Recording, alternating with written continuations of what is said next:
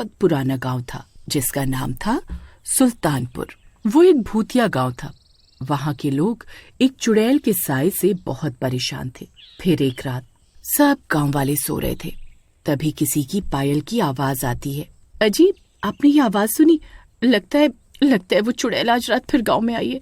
चलो, हमें कहीं छुपना होगा, अगर उसने हमें देख लिया तो शामत आ जाएगी। फिर वो दोनों सोफे के पीछे छुप जाते हैं। वो चुड़ैल सबके घरों की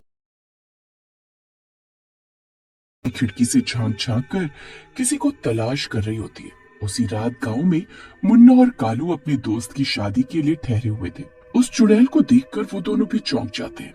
वो अपनी खिड़की से उसे देख रहे होते हैं। अरे कालू भाई, वो देखो, ये वही चुड़ैल है जिसके बारे में हरिया ने हमें बताया था।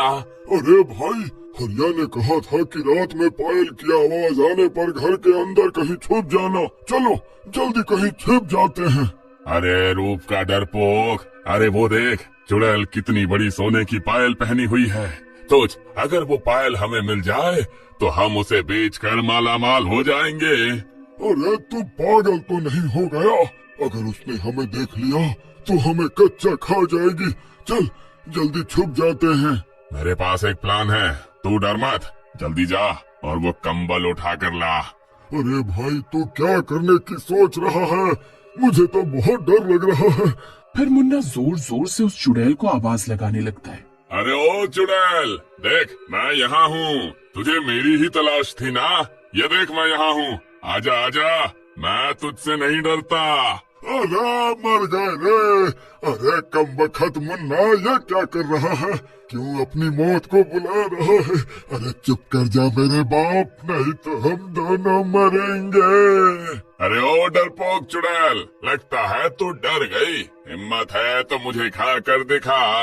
ये देख मैं यहाँ हूँ, आजा आजा, मैं तुझसे नहीं डरता। अरे नास मिटे, क्यों मरना चाहता है?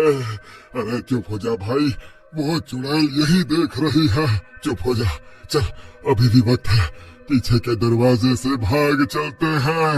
अरे कालू तू डर मत, बस वो काला कंबल तैयार रख। अरे तू करने क्या वाला है भाई, ये तो बता। मैं उस चुड़ैल को यहाँ बुलाऊंगा, तू दरवाजे के पीछे छुप जा। फिर जैसे ही वो चुड़ैल अंदर आए तो उसके ऊपर कंबल फेंक दियो, मैं जल्दी से उसकी पायल उतार लूंगा। आज तो हम दोनों पक्का मरेंगे। फिर मुन्ना जोर जोर से आवाज लगाकर चुड़ैल को अपने घर की ओर बुलाता है। चुड़ैल भी मुन्ना को देख लेती है और दौड़ती हुई उसकी तरफ आती है। मुन्ना दरवाजे के सामने खड़ा हो जाता है। फिर चुड़ैल दरवाजा पीटने लगती है। खोल, दरवाजा खोल, देख तेरी मौत तेरे सामने खड़ी है। आज तेरा खून पीकर अपनी। अरे मुन्ना भाई, अभी भी मौका है, चल पीछे के रास्ते से भाग चलते हैं। अब हम पीछे नहीं हट सकते, तू जल्दी से दरवाजा खोल दे, अभी खोल दरवाजा। फिर कालू दरवाजा खोल देता है। दरवाजा खुलते ही चुड़ैल मुन्ना के सामने आकर खड़ी हो जाती है। कालू जल्दी से कंबल फेंक। कालू चुड़ैल को देखकर सुन्न हो जाता है। डर के मारे उसकी हालत खराब हो जाती है, उससे हिला भी नहीं जाता। अरे कमबख्त क्या कर रहा है? अरे अपने साथ साथ मुझे भी मरवाना चाहता है क्या? अरे जल्दी से चुड़ैल के ऊपर कंबल फेंक। फिर कालू हिम्मत जुटाकर चुड़ैल के ऊपर कंबल डाल देता है। कंबल डलते ही चुड़ैल को कुछ दिखाई नहीं देता। वो छटपटाती रहती है लेकिन कालू उसे पकड़ लेता है। तभी कालू मुन्ना नीचे झुकता है और चुड़ैल की दोनों पायल उतार लेता है। चलो कालू भाई, हमारा काम तो हो गया, इस दरवाजे को बाहर से धक्का दे दो। और दरवाजा बंद कर देते हैं और पीछे के रास्ते से भाग जाते हैं। अरे भागो रे भागो, अपनी जान बचाकर भागो। अरे मर गए रे। अरे मुन्ना, तेरा नाश मिटे, आज तो तेरे लालच ने हम दोनों को मरवा ही दिया था। फिर वो दोनों भागते ही भागते जंगल के अंदर घुस जाते हैं और झाड़ियों के पीछे छुप जाते हैं। मेरी पायल, मेरी पायल। कमबख्तों, मैं तुम्हें जिंदा नहीं छोड़ूंगी। तुमने मेरी पायल चुराकर अपनी मौत को बुलाया है। फिर वो चुड़ैल उन दोनों की तलाश में पूरे गांव में हाहाकार मचा देती है। कहाँ छुपे हो कमबख्तों, बाहर आओ, वो पायल मेरे लिए बहुत जरूरी है। कहाँ छुपे हो तुम? चुड़ैल पूरी रात भर उन दोनों की तलाश में इधर उधर भटकती रहती है और सुबह होते ही वो गायब हो जाती है। उधर दूसरी तरफ सुबह होते ही मुन्ना और कालू नींद से जागते हैं। मुन्ना खुश होकर पायल निकालता है और कहता है, भाई अब हमारी किस्मत बदलने वाली है, इस पायल को बेचकर हम माला माल हो जाएंगे।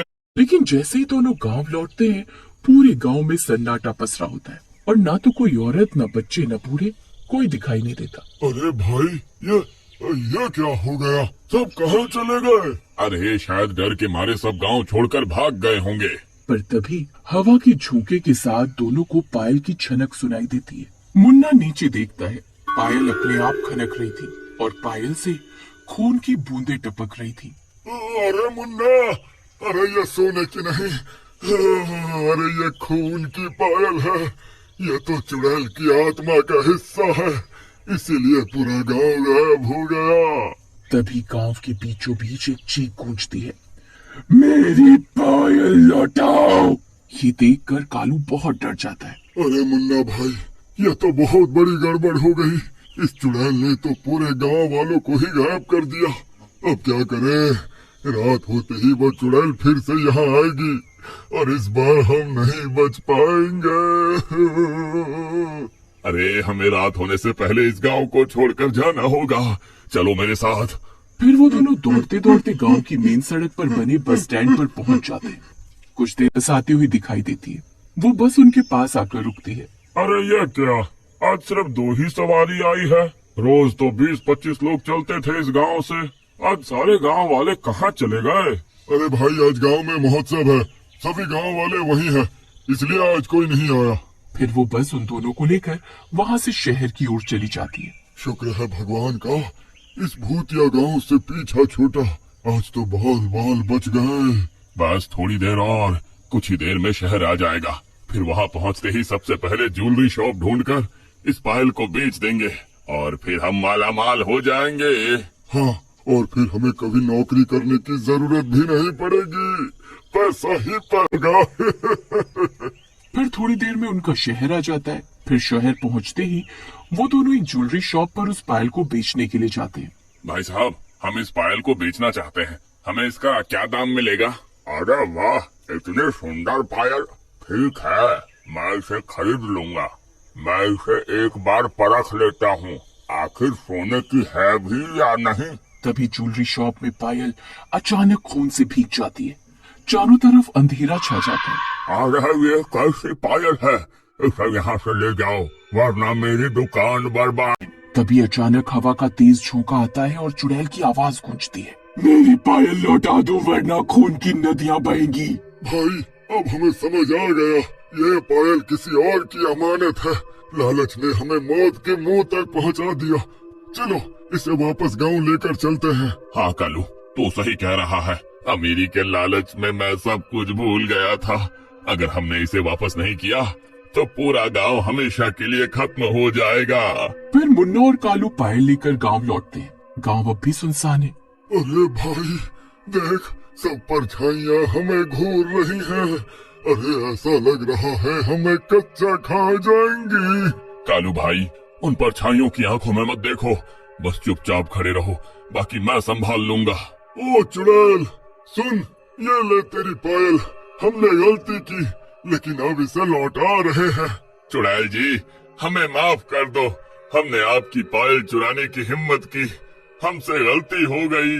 तभी वो चुड़ैल उनके सामने आकर खड़ी हो जाती है। मुन्ना कांपते हुए पायल जमीन पर रखता है और पायल खनकते हुए चुड़ैल के पैरों में चली जाती है। चुड़ैल जी, हमें माफ कर दो, हमने आपके ऊपर कंबल डालकर आपकी पायल चुरा ली थी। अब हमें अपनी गलती का एहसास है, हमें माफ कर दो। कालू की बात सुनकर चुड़ैल उन्हें माफ कर देती है। अचानक पूरी हवा रुक जाती है। गांव का अंधेरा साफ होने लगता है और अचानक गांव वाले एक एक करके वापस लौट आते हैं। लेकिन चुड़ैल जी, आप रोज इस गांव में किसकी तलाश करती हैं? ये पायल मुझे मेरे पति ने दी थी, लेकिन शादी के कुछ समय बाद उसका दिल किसी और लड़की पर आ गया और एक रात वो मुझे छोड़कर चला गया और उसके गम में मैंने भी अपनी जान दे दी। लेकिन मेरी आत्मा को शांति नहीं मिली, इसलिए मैं रोज अपने पति की तलाश में गांव आती थी। मुझे लगता था शायद एक दिन वो मेरे लिए घर वापस आएगा, इसलिए मैं रोज गांव में आती थी। चुड़ैल को भी असलियत का एहसास होता है। तभी चुड़ैल की पायल भी राख में